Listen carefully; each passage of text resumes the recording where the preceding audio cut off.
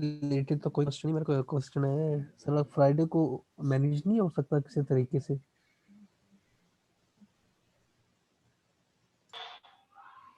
Okay जी, so we were here कि मैं बता रहा था कि डिफरेंट एग्जांपल्स हैं। अच्छा, अब आप में से एक बच्चे ने क्वेश्चन किया है कि इसमें से हम क्या-क्या पढ़ेंगे, तो वो हम इंशाल्लाह अभी आप जैसे ही स्लाइड्स को ओपन करेंगे ना, तो मैं आपको दिखाऊँगा कि इसमें हमने कोर्स आउटलाइन क्या है, हमने क्या पढ़ना है। तो मैं आपको ओवरऑल बता रहा था कि इसके अंदर क्या होता है, क्या जो है चीज़ें हैं। हमने इसके अंदर डेटाबेस बनाना सीखना है। डेटाबेस को डेटाबेस बनाने के लिए ज़ाहिर बात है कि हमें जो है वो एक पूरा प्रोसेस होता है, उसको हमने जो है वो ओवरव्यू करना है, सारा का सारा देखना है स्टार्टिंग से। हर चीज़ जैसे आप देखें प्रोग्रामिंग के अंदर अगर आप देखें, तो प्रोग्रामिंग के अंदर भी जो है वो स्ट्रेट वे हम प्रोग्राम पे नहीं चले जाते। हम पहले जो है प्रॉब्लम स्टेटमेंट होती है, उसको फिर जो है एनालाइज करते हैं, उससे पूरा एक डायग्रामेटिक मॉडल बनाते हैं, इसको हम फ्लो चार्ट सूडो कोड कहते हैं। Then we move towards code. इसी तरह से इसमें भी हम ऐसा ही है, हमारे पास जो प्रॉब्लम स्टेटमेंट आएगी उसके ऑनवर्ड हम एक डायग्रामेटिक मॉडल बनाएंगे, और डायग्रामेटिक मॉडल से फिर हम जो है वो आगे टेबल्स की तरफ मूव करेंगे। तो जैसे आपने क्लासेस का पढ़ा ऊप का, तो ऊप में भी हम ऐसे ही है कि हम प्रॉब्लम स्टेटमेंट आती है, फिर उससे हम रिक्वायरमेंट को एनालाइज करते हैं, रिक्वायरमेंट गैदर करते हैं, देन हम एक मॉडल बनाते हैं, मॉडल से फिर ऑनवर्ड हम इम्प्लीमेंटेशन की तरफ जाते हैं। इसमें भी सेम ऐसा ही होगा, ठीक है।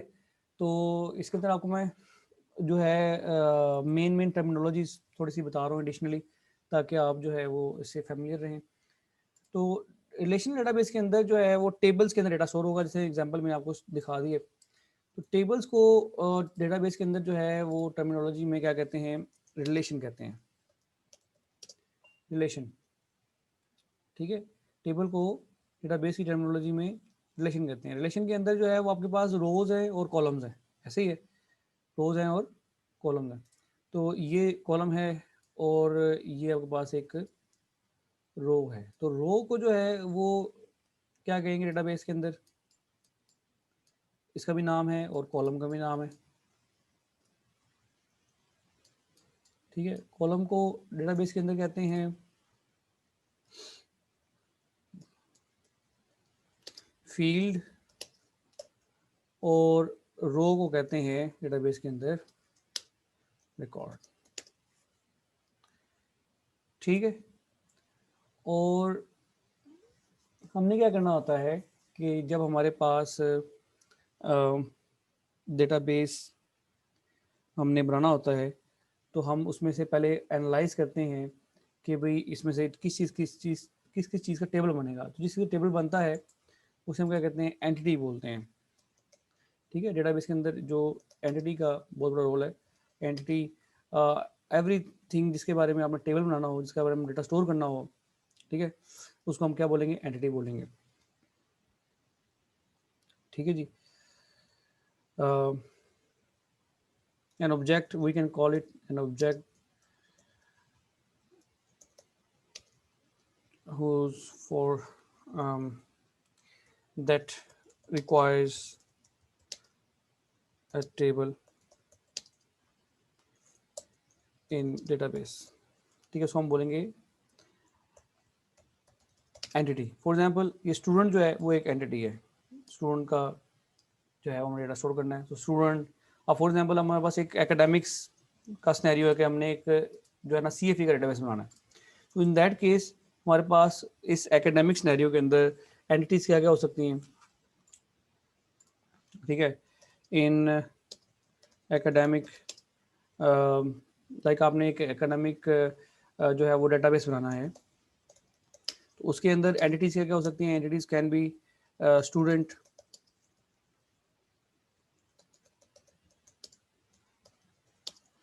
एंटिटीज आर स्टूडेंट, ठीक है जी। टीचर, हर वो चीज़ के बारे में डेटा स्टोर करना है आपने पर्टिकुलर सिनेरियो के अंदर। और आपने फॉर एग्जांपल कोर्सेज की इंफॉर्मेशन स्टोर करनी है, और आपने जो है वो एग्ज़ाम की इंफॉर्मेशन स्टोर करनी है, ठीक है। आपने जो है बुक्स की इंफॉर्मेशन स्टोर करनी है, एंड सो ऑन। तो ये सारी की सारी क्या कहलाएंगी, एंटिटीज कहलाएंगी। हर एंटिटी के अगेंस्ट एक बनेगा टेबल बनेगा, और उस टेबल को बेसिकली हमें डायरेक्ट टेबल नहीं बनाना होता, हमने पहले डायग्रामेटिक रिप्रेजेंटेशन करनी होती है। तो हम इसमें सीखेंगे डायग्रामेटिक रिप्रेजेंटेशन, जिसको हम कहते हैं ER डायग्राम, ठीक है।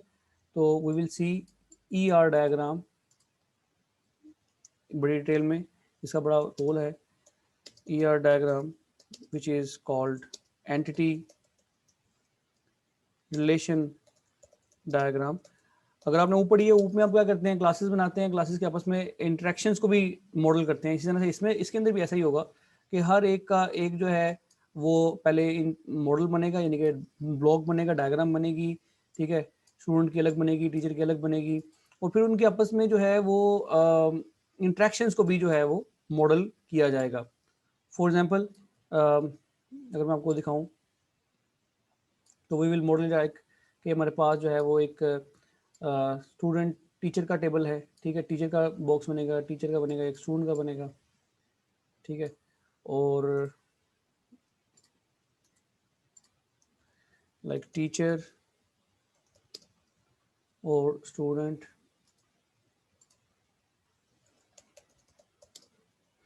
एंड देन हम इसका रिलेशनशिप आपस में मॉडल करेंगे, बिल्कुल वैसे ही क्लास की तरह जैसा ऊप में आपने पढ़ा है, लेकिन इसमें थोड़ा सा फर्क होगा। इसका जो रिलेशनशिप होगा वो हम इस डायमंड सिंबल के अंदर लिखते हैं। लाइक यहाँ पे हम लिख सकते हैं टीचर्स,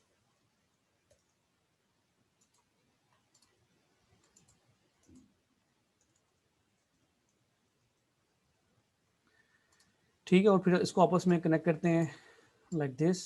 तो अब इस तरह से हम मॉडलिंग करेंगे। ER डायग्राम एक छोटा सा सैंपल मैंने आपको दिखाया। तो इसमें से ER डायग्राम में से क्या होता है कि जैसे आपने ऊप में देखा कि आप एंटिटीज़ को आइडेंटिफाई करते हैं, फिर एंटिटीज को आइडेंटिफाई करने के बाद उनके एट्रीब्यूट्स आइडेंटिफाई करते हैं। इस तरह से इसमें भी एट्रीब्यूट आइडेंटिफाई होंगे कि हमने टीचर का कौन सा एट्रीब्यूट स्टोर करना है, फॉर एग्जाम्पल ID स्टोर करना है, और उन एट्रीब्यूट्स को हम यूं ओवल्स के साथ अटैच करेंगे। खैर इसको भी मैंने बड़ी डिटेल में देखना है, इसलिए परेशान नहीं होना, मैं जैसे ओवरव्यू दे रहा हूँ। फॉर एग्जाम्पल नेम है, ठीक है, जितने भी एट्रीब्यूट्स हैं वो सारे के सारे इसके साथ अटैच होंगे। इसके भी एट्रीब्यूट्स यहाँ पे आ जाएंगे, सारे अटैच हो जाएंगे। तो this is a kind of ER diagram, इसको हम स्टडी करेंगे। देन हम देखेंगे कि फिर इस हर एक जो डायग्राम है, यानी कि हर एक जो एंटिटी है, उसको फिर आप मॉडल करेंगे टेबल्स के अंदर। तो ये एंड पे जाके आएगा, this is called physical layer.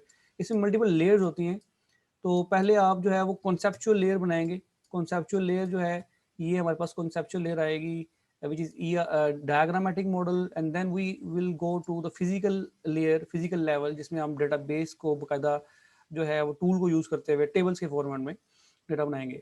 ये सब्जेक्ट भी जितना प्रैक्टिकल है उतना ही ये थ्योरेटिकल भी है। आपको आगे इंटरव्यूज के पॉइंट ऑफ व्यू से, आगे सब्जेक्ट्स, फर्दर सब्जेक्ट्स के पॉइंट ऑफ व्यू से, जैसे डिस्ट्रीब्यूटेड डेटाबेस है, या फर्दर आगे आपने कोर्सेज पढ़ने हैं, इंटरव्यूज देने हैं, जॉब करनी है, तो उनके पॉइंट ऑफ व्यू से आपको उसकी थ्योरी भी जो है ना वो बहुत इंपॉर्टेंट है। हालांकि लगता नहीं है कि जैसे डेटाबेस है तो हम कहते हैं कि यार डेटाबेस एक प्रैक्टिकल सब्जेक्ट है, नो। इसके अंदर थ्योरी थ्योरेटिकल टर्म्स भी बहुत ज़्यादा हैं, थ्योरेटिकल कॉन्सेप्ट बहुत ज़्यादा, जैसे ऊप में थे वैसे इसमें भी हैं। और इसका इसी तरह से डेटा जो इम्प्लीमेंटेशन है वो भी इसकी बहुत ज़्यादा इंपॉर्टेंट है। ठीक है, कि आप जो चीज़ें यहाँ पढ़ें डेटाबेस के अंदर वो आप डेटाबेस के अंदर इम्प्लीमेंट करें। ठीक है, तो मैंने ऑलरेडी आपकी मैनेजमेंट से बात की हुई है कि भी डेटाबेस का इनको टीचर प्रोवाइड करें। इस सेमेस्टर में इनके 2 मज़ीद सब्जेक्ट ऐसे हैं जिनके प्रैक्टिकल बहुत इंपॉर्टेंट है, एक DSA है और एक ये डेटाबेस है। तो खैर you have to ask them as well. ठीक है, तो ये बेसिकली मैंने आपको ओवरव्यू दिया कि इसमें हमने क्या पढ़ना है। इसमें हमने देखना है कि डेटाबेस क्या होता है। डेटाबेस शुरू में थोड़ा सा मे बी आपके लिए हल्का सा जो है वो ड्राई हो, थ्योरेटिकल हो, लेकिन इंशाल्लाह I will try my best कि आपको बड़ा अच्छी तरीके से समझ आए। क्योंकि शुरू में हमने पढ़ना है कि इसके बेसिक जो कॉन्सेप्ट्स हैं वो क्या हैं, इसके अंदर जो रोल हैं, लोगों के रोल हैं वो क्या हैं, ठीक है, किस तरह से एक डेटाबेस जो है वो बनता है, उसके इन्वायरमेंट क्या होता है, उसके अंदर डिफरेंट लेयर्स क्या होती हैं, उसका स्ट्रक्चर क्या होता है, ये चीज़ें हमने जो है वो स्टार्ट में पढ़नी है। और जिससे से हम आगे जाते जाएंगे कोर्स इंटरेस्टिंग होता जाएगा। हम ER डायग्राम पे जाएंगे, कोर्स बहुत इंटरेस्टिंग हो जाएगा, उससे आगे जाएंगे कोर्स और भी इंटरेस्टिंग हो जाएगा। सो थोड़ा सा हम इसे मैथमेटिकल वाला काम भी करेंगे कि लाइक हम we can apply some mathematical concepts on database as well. ठीक है जी, so this was just overview of database. तो let's move on slides. So इस कोर्स का ऑब्जेक्टिव क्या है कि आपको बहुत बेसिक्स जो है वो डेटाबेस की पता चल जाए, ठीक है, और डिफरेंट डिज़ाइन स्टेजेस जो हैं उसका आपको पता हो यानी कि देखें, जब आप बनेंगे डेटाबेस को पढ़ने के बाद, तो डेटाबेस पढ़ने के बाद आपके पास बहुत सारे रोल्स आ जाते हैं डेटाबेस के पॉइंट ऑफ व्यू से। अगर आप डेटाबेस डिजाइनर बनते हैं तो आपका डिफरेंट रोल है, डेटाबेस एडमिनिस्ट्रेटर बनते हैं तो आपका डिफरेंट रोल है, ठीक है। तो when you become a database designer, तो आप जस्ट ये नहीं होता कि आप टेबल बनाएं और डेटा स्टोर करना शुरू कर दें, नो। डेटाबेस में एंट्री करना वो डेटाबेस एंट्री ऑपरेटर का काम होता है। तो डेटाबेस डिजाइनर का काम क्या होता है, it's just like a engineer, कि वो पूरा डेटाबेस का मॉडल डिजाइन करके देता है, पूरा डायग्रामेटिक रिप्रेजेंटेशन देता है।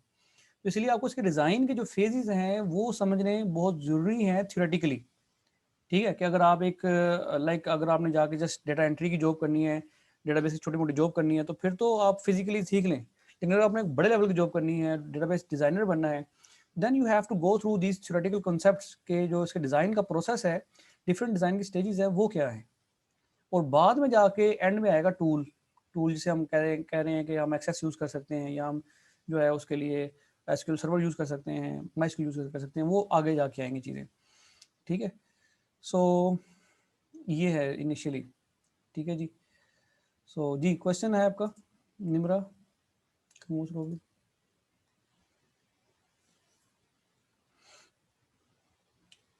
सो database definition, comparison with prior data processing approach, pros and cons, इस लेक्चर में हमने पढ़ना है। तो अगर 5 मिनट ऊपर भी हो जाए तो कोई मसला नहीं है, इंशाल्लाह ताला आसान ही है, इतना मुश्किल नहीं है, ठीक है। सो डेटाबेस की बहुत सारी डेफिनेशन है, एक आसान सी डेफिनेशन इन्होंने भी लिखी हुई है। Database is a shared collection of logically related data that is stored to meet the requirements of different users of an organisation, ठीक है। अब ये देखें, जैसे मैंने यहाँ आपको हल्की सी एग्जांपल दी कि डेटाबेस के अंदर टीचर भी हो सकता है, स्टूडेंट भी हो सकता है, courses, exam, books, examiner, accounts, ठीक है। तो देर आर डिफरेंट यूजर्स।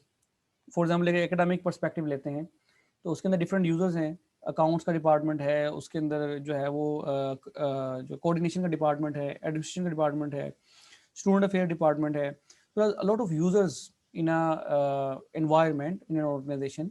उन सब के डेटा को स्टोर करना है डेटाबेस ने, और उनका जो है ना आपस में डेटा को लॉजिकली रिलेट भी करना है। रिलेशन मैंने अभी आपको एक दिखाया कि टीचर जो है वो टीच करता है स्टूडेंट को, तो somehow we have created relationship here.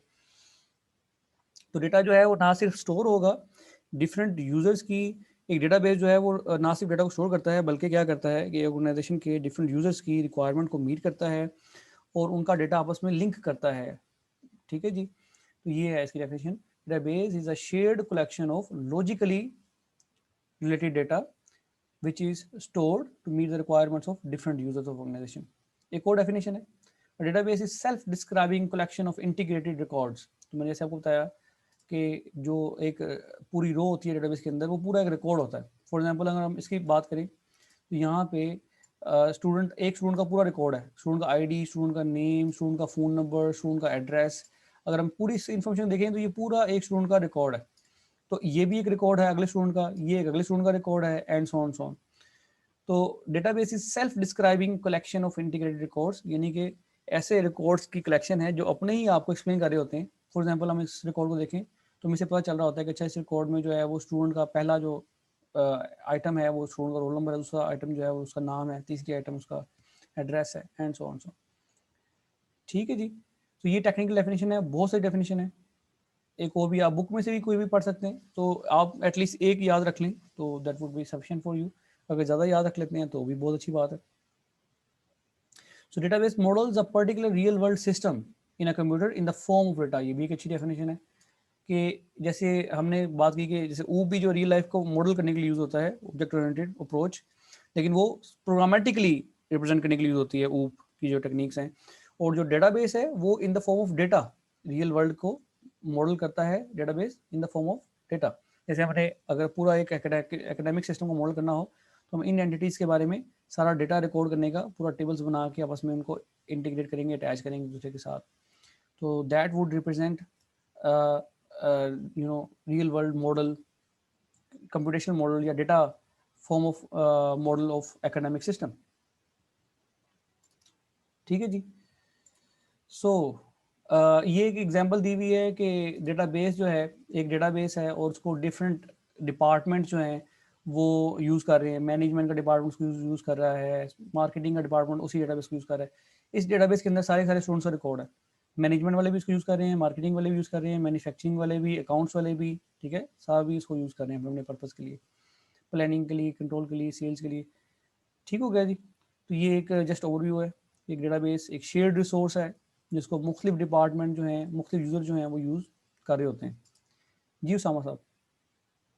Sir ये जो भी आपने एग्जांपल बताई है कि यूज़ कर रहे हैं डेटाबेस, ये एक कंपनी की डेटाबेस है या ये डिफरेंट एक मल्टीनेशनल डेटाबेस ये है? ये एक एग्जांपल है कि एक कंपनी का, फॉर एग्जांपल ये देखा ना concept of shared organisation database. तो किसी भी ऑर्गेनाइजेशन के अंदर मुख्तलिफ डिपार्टमेंट होते हैं, जैसे मैनेजमेंट का होता है, मार्केटिंग का भी होता है, मैन्युफैक्चरिंग का हो सकता है, अकाउंटिंग हो सकता है। तो ये मे भी एक कंपनी की एग्जांपल्स आप समझ लेंगे, ली हुई है इन्होंने। आप इसकी जगह ठीक है, एकेडमिक्स की ठीक। इंफॉर्मेशन ले लेंगे, तो एकेडमिक्स के अंदर जो है वो आपका कोऑर्डिनेशन डिपार्टमेंट आ जाएगा, आपका एग्जाम डिपार्टमेंट आ जाएगा, आपका अकाउंटिंग डिपार्टमेंट आ जाएगा, आपका स्टूडेंट मैनेजमेंट डिपार्टमेंट आ जाएगा, like that.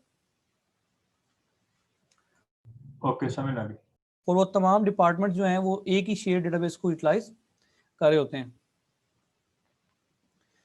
So initially computer जो थे वो इंजीनियरिंग पर्पस के लिए यूज़ होते थे, लेकिन जो है और उसके अंदर जो है डेटाबेस जो यूज़ होता था वो simple file management database use होता था। तो लेटर ऑन जब डेटा बढ़ता गया तो दे थॉट कि भाई फाइल मैनेजमेंट सिस्टम जो है वो तो इतना एफिशिएंट नहीं है, उसके अंदर जो डेटा स्टोर हुआ हुआ है वो ना तो आपस में इंटीग्रेटेड है, ना इजीली सर्चेबल है, ना वो आपस में इंटरलिंक है, ना ऑर्गेनाइज्ड है, ना वेल स्ट्रक्चर्ड है। तो जब इन चीज़ों को देखा तो देन डेटाबेस जो है वो प्रपोज किया गया।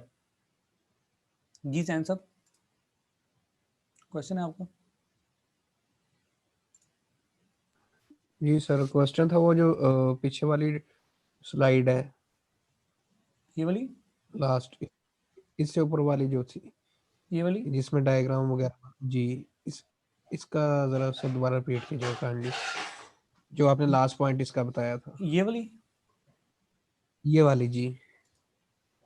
देखो इसमें ये बताया हुआ है कि डेटाबेस है ना, लेट्स से फॉर एग्जांपल अब तमाम ये कंपनी के तमाम एम्प्लॉयज का और प्रोडक्ट्स का डेटाबेस, एक कॉर्पोरेट डेटाबेस में लिखा हुआ है कॉर्पोरेट डेटाबेस। तो ये एग्जांपल उन्होंने ली है एक कॉर्पोरेट डेटाबेस की। हम एग्जांपल एकेडमिक्स की भी ले सकते हैं, लेकिन चलो अगर हम कॉर्पोरेट डेटाबेस की एग्जांपल लेते हैं, तो किसी भी कॉर्पोरेट सेक्टर में, किसी भी कंपनी में मैनेजमेंट का, मार्केटिंग का, मैन्युफैक्चरिंग का और अकाउंटिंग के डिपार्टमेंट्स होते ही होते हैं। किसी भी कंपनी में होते हैं कि नहीं होते? होते हैं ना? जी सर, होते हैं। हाँ। अब डेटाबेस के अंदर क्या होगा? डेटाबेस के अंदर किसी भी कॉर्पोरेट सेक्टर का, किसी भी कंपनी का डेटाबेस होगा तो उसके अंदर क्या स्टोर होगा? उसके अंदर उसकी प्रोडक्ट्स की डिटेल, उसके अंदर उसके एम्प्लॉय की डिटेल, उसके अंदर उसकी ट्रांजैक्शंस की डिटेल, ठीक है ना? सारी डिटेल्स उसके अंदर होंगे डेटाबेस के अंदर। सर, उसी डेटाबेस को जो है वो मैनेजमेंट वाले यूज कर रहे होंगे for planning and control purpose. उसी डेटाबेस को मार्केटिंग वाले यूज कर रहे हैं for sale monitoring and product development.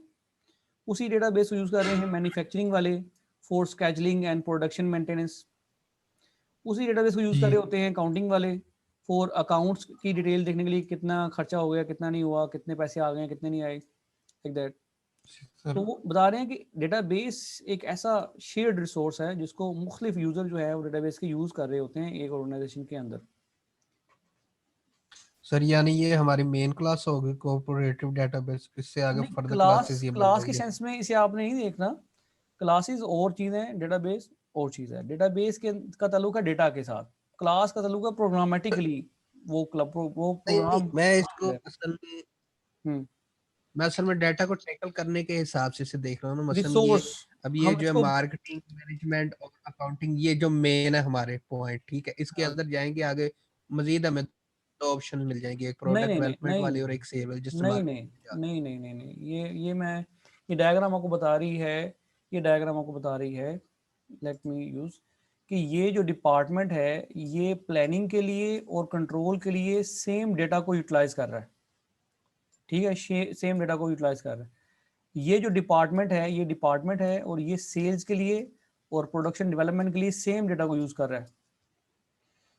ये अकाउंट्स है, एक डिफरेंट डिपार्टमेंट है, लेकिन ये अपने अकाउंट्स रिसीवेबल को चेक करने के लिए, अपने अकाउंट्स पेएबल को चेक करने के लिए सेम डेटा को यूटिलाइज कर रहा है। ये बता रहा है कि मैन्युफैक्चरिंग डिपार्टमेंट एक अलग है और वो अपनी स्केजुलिंग के काम के लिए, अपनी प्रोडक्शन को चेक करने के लिए अगेन सेम डेटा को यूटिलाइज कर रहा है, ठीक है। तो बता रहे हैं कि डेटाबेस एक ऐसा स्ट्रक्चर्ड डेटा है कि जिसको तमाम तमाम डिपार्टमेंट्स डिफरेंट यूजर्स जो है वो यूज कर सकते हैं किसी भी ऑर्गेनाइजेशन के अंदर, ठीक है। अलग अलग डिपार्टमेंट हैं, अपने अलग अलग यूजर्स के लिए सेम डेटाबेस को यूटिलाइज कर सकते हैं, ठीक है। Okay sir. नहीं समझ आई तो दोबारा पूछो। नहीं सर, हो गया क्लियर। पक्की बात है, किसी और को ना समझ आया तो पूछ लो भाई बाद में। सर बता रहे हैं दोबारा। अच्छा जी, फिर बता देते हैं। देखो ये डेफिनेशन क्या लिखी है, a database is shared collection of logically related data that is stored to meet the requirements of different users of an organisation, कि एक ऐसा लॉजिकली रिलेटेड डेटा, ठीक है, कि जिसे एक ऑर्गेनाइजेशन के डिफरेंट यूजर जो हैं वो यूज कर सकते हैं। यहाँ पे हमने डेफिनेशन में यही लिख दिया। अब ये है हमारे पास डेटाबेस, डेटाबेस के अंदर जो है वो क्या होगा, इस डेटाबेस के अंदर जो है वो अकाउंट्स की डिटेल होंगी, ठीक है, और इस डेटाबेस के अंदर जो है वो प्रोडक्ट्स की डिटेल होंगी, प्रोडक्ट्स का डेटा स्टोर हुआ होगा। इस डेटाबेस के अंदर जो है वो सेल की डिटेल शेयर होंगी, ठीक है। इस डेटाबेस के अंदर एम्प्लॉयज की डिटेल होंगी, इस डेटाबेस के अंदर जो है वो एक्सपेंसेस की डिटेल होंगी। मुख्तलिफ टेबल होंगे इसके अंदर। डेटाबेस के अंदर क्या होते हैं, टेबल्स होते हैं। हमने डायग्राम यहाँ देखा कि डेटाबेस के अंदर क्या होते हैं, टेबल्स पाए जाते हैं, ठीक है। ये टेबल हमने यहाँ पे थोड़ा देखा, टेबल होते हैं। तो हमने यहाँ पे अब क्या बात की कि इसके अंदर डिफरेंट तरह के टेबल्स मौजूद हो सकते हैं। अब वो तमाम टेबल जो है वो आपस में लिंक्ड हैं, रिलेटेड हैं, ठीक है। फॉर एग्जांपल कैसे लिंक हो सकते हैं कि भाई ये जो प्रोडक्ट आई उसका जो है ना उसके ऊपर कितने पैसे खर्च हुए उसकी डिटेल यहाँ पे दी हुई है, ठीक है। इस अकाउंट से रिलेटेड कितनी प्रोडक्ट्स आई उसकी डिटेल यहाँ दी हुई है, ठीक है। और इस प्रोडक्ट की कितनी सेल्स हुई उसकी डिटेल यहाँ दी हुई है प्रोडक्ट, और ये सेल्स में कौन कौन सी प्रोडक्ट शामिल है उनकी डिटेल यहाँ से देख सकते हैं, ठीक है जी। इस तरह से जो है वो सेल्स एम्प्लॉय के, किस एम्प्लॉय ने कितनी सेल की है उसकी डिटेल यहाँ से देख सकते हैं, ठीक है। ये सेल्स कितनी एम्प्लॉय ने की है और एक एम्प्लॉय ने कितनी सेल की है उसकी डिटेल यहाँ से देख सकते हैं, ठीक है। और इसी तरह से जो है वो प्रोडक्ट को जो है वो कितने एक्सपेंस आए हैं उसकी डिटेल यहाँ से देख सकते हैं, और ये एक्सपेंस जो लिखे हुए हैं ये किस किस प्रोडक्ट के हैं उसकी डिटेल हम यहाँ से देख सकते हैं। तो डेटा की डिटेल इस तरह से डिफरेंट टेबल्स के अंदर स्टोर होती है डेटाबेस के अंदर, और वो सारे आपस में इंटरलिंक होते हैं, ठीक है। इसका डेटा यहाँ यूज हो रहा होता है, इसका डेटा यहाँ यूज हो रहा होता है, इसका डेटा यहाँ यूज हो रहा होता है, इसका डेटा यहाँ यूज हो रहा होता है, लाइक दैट। इस तरह से जो है वो डिफरेंट डेटा आपस में इंटरलिंक होते हैं। बात समझ आ रही है, थोड़ी थोड़ी बात जी समझ आ रही है कि सर। नहीं आ रही। तो ये Yes, सारे का sir, सारा आ ये रही सारे का सारा निज़ाम, ये सारे टेबल्स और आपस में इंटरलिंक होके कहाँ पड़े हुए हैं, इसके अंदर ये डेटाबेस में। डेटाबेस के अंदर पड़े हुए हैं। अब जनाब ये जो मैनेजमेंट वाला है ये अपनी प्लानिंग के लिए और अपने कंट्रोल के लिए इसी डेटा को यूटिलाइज करेगा, ठीक है। जी तो इसको अपने मुताबिक इसने लेट्स से कि प्लानिंग और कंट्रोल के लिए इसने चेक किया कि भाई मेरी जो अकाउंट्स हैं वो उसकी क्या डिटेल हैं, मेरे एक्सपेंसेस क्या क्या डिटेल हैं, प्रोडक्शन कितनी हो रही है कितनी नहीं हो रही, सेल्स कम हो रही है ज़्यादा हो रही है, इन तमाम चीज़ों में से उसको अपना सिलेक्टिव डेटा चाहिए था, वो उसने ले लिया और अपने ये काम परफॉर्म कर लिए प्लानिंग और कंट्रोल के। इसी तरह से मार्केटिंग वाले ने देखा कि भाई सेल्स की इन्फॉर्मेशन चाहिए, उसने जनाब सेल्स वाले टेबल में से सेल्स की इन्फॉर्मेशन ले ली, ठीक है। और प्रोडक्ट वाले में से देख ली उसने कि जी प्रोडक्ट की जो डेवलपमेंट के लिए कौन सी प्रोडक्ट अभी चाहिए उसके लिए उसने प्रोडक्ट से इन्फॉर्मेशन ले ली, उसको ये दो टेबल्स में से इन्फॉर्मेशन चाहिए थी उसने ले ली, ठीक है। अकाउंट्स वाले ने देखा कि भाई अकाउंट्स कितने जो है वो रिसीवेबल हैं कितने पेएबल हैं, उसने जनाब अकाउंट वाले टेबल से अपनी इन्फॉर्मेशन ले ली, ठीक है। Yes sir. और मैन्युफैक्चरिंग वाले ने देखा कि यार कौन सी प्रोडक्शन जो है वो ज़्यादा बिक रही है कौन सी कम बिक रही है, तो हमें कितनी कौन सी प्रोडक्शन बढ़नी चाहिए, तो उसने प्रोडक्शन वाले टेबल से अपनी डेटा अपनी इन्फॉर्मेशन ले ली। समझ आ रही बात। तो यस सर, डेटाबेस एक है और तमाम जो डिफरेंट डिपार्टमेंट्स हैं एक ऑर्गेनाइजेशन के वो उसी एक डेटाबेस को यूटिलाइज कर रहे हैं, अपनी अपनी इन्फॉर्मेशन निकालते हैं उनमें से और अपने अपने काम जो हैं वो परफॉर्म कर लेते हैं। बात समझ आ रही है मेरी, ठीक है। सेम डेटाबेस में इन्फॉर्मेशन निकालते हैं और अपने अपने काम परफॉर्म कर लेते हैं। Yes sir. अब अगर हम एग्जांपल लें एकेडमिक्स की, एकेडमिक्स एग्जांपल लें तो एकेडमिक्स के अंदर आपके तमाम स्टूडेंट्स की इंफॉर्मेशन, स्टूडेंट की, टीचर्स की, ठीक है, कोर्सेज की, एग्जाम की, सारी इंफॉर्मेशन कहाँ पड़ी होगी? एक सेंट्रल डेटाबेस के अंदर, ठीक है। ये डीबी आपका आ गया। अब जो कोऑर्डिनेशन वाले हैं, एक कोऑर्डिनेशन का डिपार्टमेंट है। कोऑर्डिनेशन वाले जो है वो अपनी क्लासेस को स्केड्यूल करने के लिए यहाँ से टीचर की इंफॉर्मेशन ले रहे हैं। एग्ज़ाम वाले जो है वो अपनी एग्ज़ाम को स्केड्यूल करने वाले के लिए जो है वो अपने पास्ट एग्जाम्स या जो भी डेट है उसकी इंफॉर्मेशन यहाँ से ले रहे हैं, ठीक है, यहाँ स्टोर कर रहे हैं और यहाँ से ले रहे हैं इंफॉर्मेशन। अकाउंट्स वाले जो हैं वो टीचर्स को सैलरी देने के लिए टीचर्स की इंफॉर्मेशन कहाँ से ले रहे हैं? यहाँ से ले रहे हैं। और स्टूडेंट से फीसें लेने के लिए यहाँ से इंफॉर्मेशन ले रहे हैं, ठीक है। इस तरह से जो है वो कोई और डिपार्टमेंट भी हो सकता है। तो जो अपनी अपनी इंफॉर्मेशन सेम डेटाबेस से, डिफरेंट यूजर्स हैं एक ऑर्गेनाइजेशन के अंदर, और वो अपनी अपनी इंफॉर्मेशन सेम डेटाबेस से ले रहे हैं। तो ये डायग्राम हमें ये बता रही है कि एक डेटाबेस है और वो तमाम यूजर्स की रिक्वायरमेंट को मीट कर रहा है, ठीक है, समझ आई? जी सर। Yes sir. शुक्र। Excuse me sir. जी इस तरह पे डेटाबेस के लिए तो हमें स्टोरेज डिवाइसेस भी बहुत बड़े जरूरत पड़ती होगी इस तरह। जी जी जी डेफिनेटली अलग से सर्वर होते हैं पूरे डेटाबेस के लिए। अच्छी खासी हार्ड डिस्क लाई जाती हैं टीबीज में। डेटा जो बड़ी ऑर्गेनाइजेशन है उनका टीबीज में चला जाता है डेटा, जो छोटी ऑर्गेनाइजेशन है वो जीबीज में उनका डेटा आ जाता है। वो इस तरह सिस्टम की तरह ही होते हैं या फिर कोई और मशीन वगैरह यूज करते हैं? सर्वर सिंपल सर्वर जो है वो यूज करते हैं। सर्वर के अंदर रैक सर्वर भी होते हैं, इसमें मल्टीपल हार्ड डिस्क लगी हुई होती हैं। ठीक है जी जी, वो मतलब सिस्टम की तरह ही होता है ना सिस्टम? जी जी जी उसको इंटरफेस नॉर्मल सिस्टम की तरह ही होगा, लेकिन उसमें ठीक है, एडिशनल हार्ड डिस्क वगैरह एडिशनल लगी होती है, स्पेस एडिशनल होती है, ठीक है। जी फंक्शनैलिटी डिफरेंट होगी, बाकी सिस्टम वही होगा। हाँ जी, Yes, sir. स्पेस एडिशनल हो जाती है बस उसमें। तो जनाब आगे हमारे थे कि फाइल प्रोसेसिंग सिस्टम है, कि ये बता रहे हैं कि जब पहले क्या होता था, पहले फाइल प्रोसेसिंग सिस्टम होता था। लाइब्रेरी है तो वो अपनी फाइलें मेंटेन करती थी अलग से। एग्जामिनेशन जो था वो अपना रिकॉर्ड मेंटेन करता था फाइलों के ऊपर। ये बात करें जैसे आपने अगर देखा हो बहुत पहले या अभी भी सरकारी इदारों में क्या होता है कि वहाँ पे कोई भी कंप्यूटराइज सिस्टम सेंट्रलाइज नहीं होता, डेटाबेस सेंट्रलाइज नहीं होता। तो वो क्या करते हैं कि जनाब लाइब्रेरी अपना रिकॉर्ड मेंटेन कर रही होती है फाइलों के अंदर, एग्जामिनेशन अपना रिकॉर्ड मेंटेन कर रहा होता है फाइलों के अंदर, रजिस्ट्रेशन अपना डेटा मेंटेन कर रहा होता है अपनी फाइलों के अंदर। तो पहले अलग अलग फाइलें हर डिपार्टमेंट अपनी मैनेज करता था, लेकिन डेटाबेस के साथ क्या हुआ कि एक ही सेंट्रल रिसोर्स हो गया और सभी उसको यूटिलाइज कर रहे होते हैं। तो इससे क्या हो गया कि आपस में डेटा की अलग अलग रिडंडेंसी भी की वजह, इससे बहुत सारे फायदे आते हैं। अब ये अलग अलग अपनी इन्फॉर्मेशन स्टोर करेंगे जब, तो भाई इनके अंदर अलग डेटा आएगा, इसके पास अलग डेटा। तो एक ही डेटा को लेट्स से कि इसने भी स्टूडेंट की इन्फॉर्मेशन रिकॉर्ड करनी है, इसको भी स्टूडेंट की इन्फॉर्मेशन चाहिए, इसको भी स्टूडेंट की इन्फॉर्मेशन चाहिए, तो 3 जगह पे स्टूडेंट की इन्फॉर्मेशन स्टोर होगी। तो ज़्यादा जो है वो टाइम कंजम्पशन होगी, डेटा की रिडंडेंसी होगी, ठीक है। और आपस में एक दूसरे को उनको पता ही नहीं होगा कि किसके पास कौन सा डेटा पड़ा हुआ है। जबकि यहाँ पे अगर हम कॉमन डेटाबेस ले आए फाइल मैनेजमेंट सिस्टम की जगह पे, तो सेम डेटा होता है, रिडंडेंसी का चांस नहीं होता। रिडंडेंसी का मतलब क्या होता है कि जो डुप्लीकेशन है, कि डेटा जो है रिपीट नहीं हो रहा होता। तो एक ही जगह सेंट्रलाइज डेटा स्टोर होता है, सभी उस सेम डेटा को यूटिलाइज कर रहे होते हैं, तो डेटा की इंटेग्रिटी बढ़ती है।